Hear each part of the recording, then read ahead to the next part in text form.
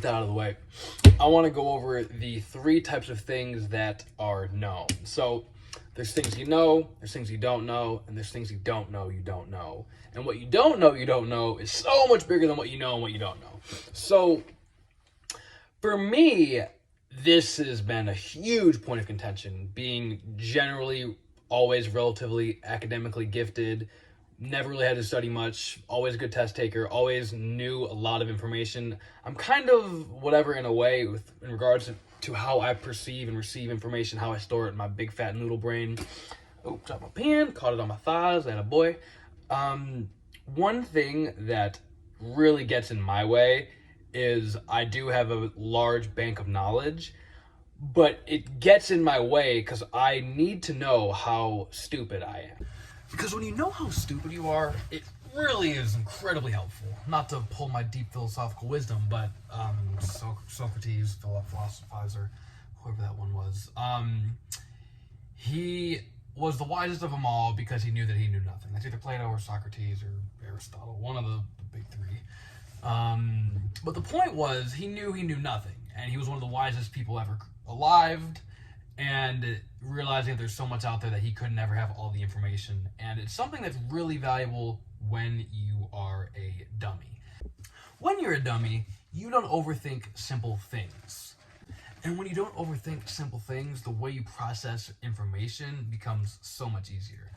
I'm not calling people dumb. I'm not calling myself dumb, really. But the point that I'm making is there is just too much information out there to think that one, you know it all, two, you've got enough data, three, that it even matters. I was talking to someone a few weeks back. They asked me why a business would do that. This is the message. You're in business, right? I'm like, yeah, I think so. And they're like, why would X do Y? And I was like, okay, well, first of all, I'll say no clue. Not part of the company.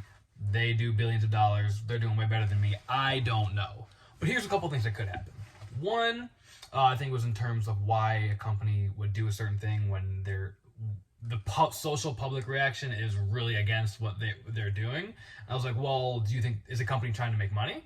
And they're like, yeah, of course. And I was like, why do you say that? And they said, all businesses are trying to make money. I was like, true, but kind of. Some businesses are built to make money. Some are tax shelters. Some are made so that you can show losses. So businesses are created to show losses, put R&D into another company so they don't pay any taxes. They keep building the, what's the word for it? The asset, and they don't pay tax on the revenue. So there's a whole other reasons. You could say that a business would be not trying to make money. You could not realize how many hundreds of businesses are owned by one conglomerate, and to take a certain market share away from one, to leave room for another one coming in, to maximize upsize and restructure the piece of the pie. That's just me making up crap off the top of my head. But the point is, there's so much that you don't know. It helps to realize that you're a dummy in the best ways and not overthink things, not assume that because you're smart, because you got I don't know what's good on the ACTs. You got a good grade on the ACTs, because you have a good job, because you've got street smarts, street tuition, that you're too smart to know every single piece. The advice here, not sure. If I'm talking to a business owner, the point would be, back up. You do not know everything, and that's always going to be the case. You can collect as much data as possible, and you're going to need to realize that you've got that rose-colored lens, the spectacles that blur your vision, because you're operating on your information, your knowledge, when there's levels above it. And if it's like playing a board game without all having the right pieces. You're playing Monopoly, and you've only got a die and a freaking whatever, and everyone else playing has the full rule book. House is on fire. If you're a regular Joe Schmo, it's even better because you're operating in a game that you don't really know is happening around you. You're constantly being fed information. Right now, the biggest, asset or value or whatever thing out there is attention and eyeballs of you watching this video, or probably not, because your eyeballs are somewhere else more interesting than me, because we're probably 3-4 minutes into this video already. I'm not that interesting.